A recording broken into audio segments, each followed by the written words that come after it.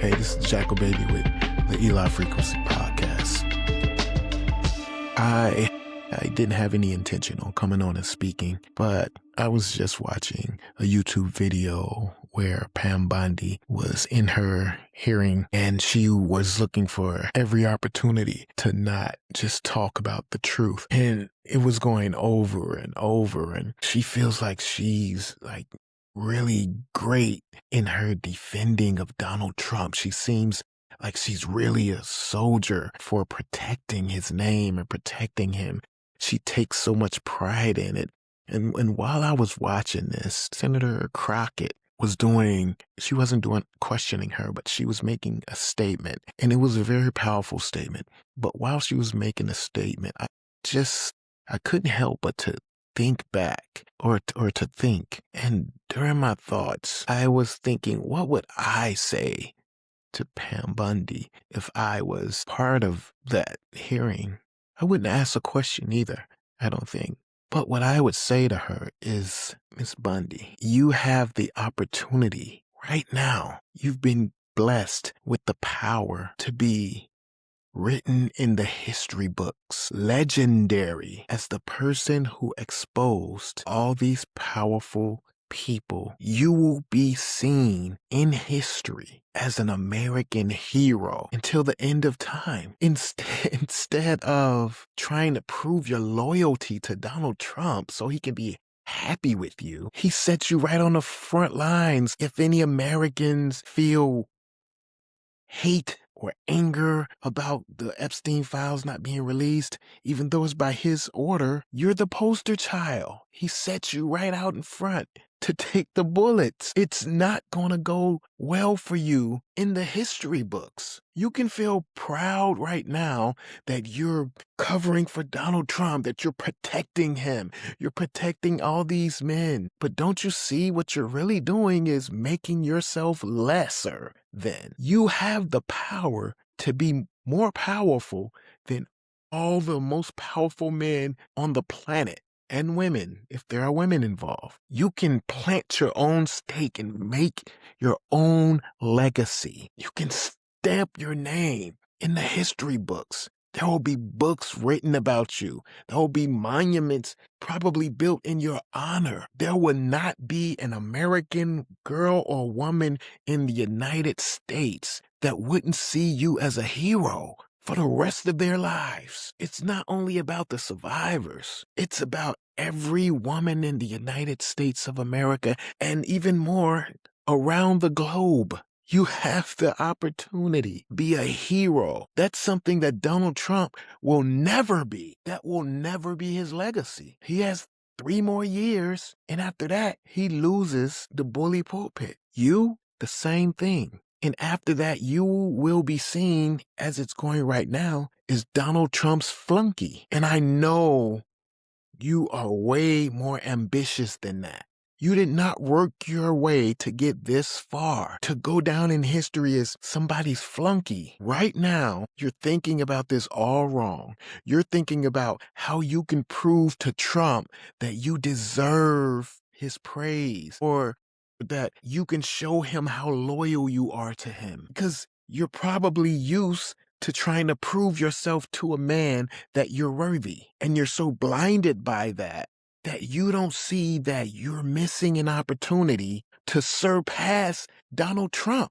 He's going to go down as one of the presidents in the United States, regardless of how horrible he is. You're going to go down as one of the worst, not even as your job title, but one of the worst women ever. One of the most disgusting women ever. You have the power right now to turn all of that around and be a hero. And all it takes is for you to do the job that a person in that position is hired to do. Not that you were hired to do, because we know Donald Trump hired you to protect him. You're sacrificing yourself, your legacy, your children's future for somebody who really doesn't care about you if he's pushing you in front of the bullets. If this blows up in your face like it seems to be doing, he's not going to care. It's not affecting him. He's not the one out there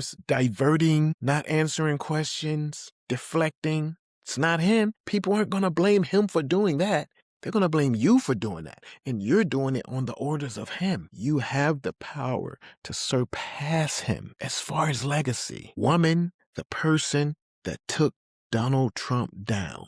The woman, the person that took all these powerful men and or women who were part of this child sex scandal. You were the one that took them down. Imagine how big of a legacy that will leave. There's nothing bigger than that. Nobody can exceed that great of a legacy. An opportunity to go down in history where your name will never be forgotten and it'll be attached to greatness. And that's a fact. That's not hyperbole. It's not an exaggeration. That's a literal fact. Or you can take the alternative, which is continue what you're doing now. People are just going to be frustrated. Trump is going to pat you on the back. And for the next likely 3 years, or unless he's impeached, or you're always going to be under his thumb. When he's out of office, he will be out of office one day. One way or another, he's going to have to leave. And you're going to have to leave. There will be no way to get your legacy back after that. You will leave the way people remember you. And I understand that you feel like you were doing the right thing because you got into your position to protect him. I get it. I get it. But sometimes there comes a time or an event where you have the opportunity. Doesn't always happen for everybody. A certain time, that's the perfect time and place and moment for you to become a legend or legendary or a hero. I mean, likely I'm never going to get that opportunity. Likely most people, 9% of the people in this room will never get that opportunity to be a global hero. You have that moment right now. Nobody can tell you what to do. You can continue doing this, what you're doing. I mean, it's cute, right? Some people say it's cute. Other people hate it. The survivors, they're going to hate you for this. You have the opportunity to be bigger than the President of the United States as your legacy. If you don't take that opportunity, I think one day, 10 years from now, you're going to look back at the moment and say, I should have made that decision. I should have made that choice to take my future into my own hands at that moment. So I wanted to let you know in the moment that it's your moment. It's your moment. Don't let it pass you by. Don't let it pass you by. So I don't know.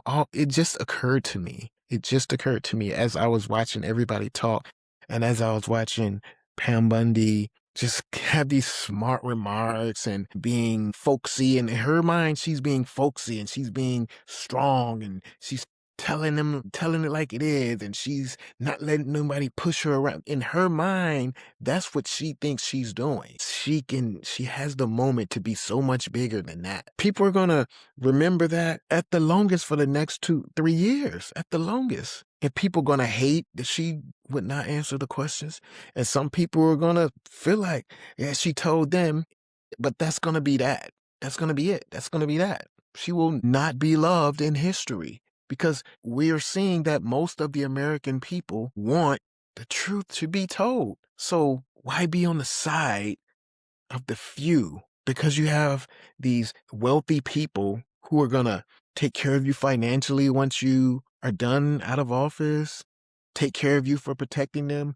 Okay, once you get a certain amount of money, which you likely have now, once you're a multi-millionaire, is it still worth it to sell your soul? I can see if you're destitute, in poverty, broke, sell your soul to gain financial freedom. I would never do it, but I can hear your argument for people who are in that situation.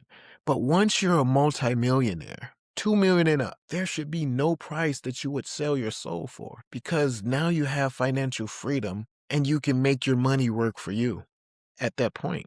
You don't have to sell your soul because there's nothing more that you can buy at that point that's worth selling your soul for. And I'll give you another 500 million for your soul for your moral compass, for your integrity, for your value system. I'm already rich. I don't need you to give me another 500 million. I'll probably get there. And if I don't, so what? I'm still good. You're good. I'm assuming. I could be wrong. But you can make your own money if you become the hero. You can write a book that will definitely be the bestseller and talk about how you decided to be the person who made it your mission to take these people down. Imagine that. I mean, all I have to say is, in a world that evolves in all ways, let your foundation be eternal love always. Thanks for listening. I'll catch you on the next frequency. So until then, Eli. Frequently. You looking good, man. How you doing? I'm fine. That's good. My name's CDN. What's your name? My name's Hadilla. It's a beautiful name, but I just call you Hot. I guess you can. So what would it take for a man like me to get with a woman as fine as you? You really want to know what it takes to get with a girl like me? For sure. Your gravity, bringing them strings. Yeah, let's add some emotion to this scene.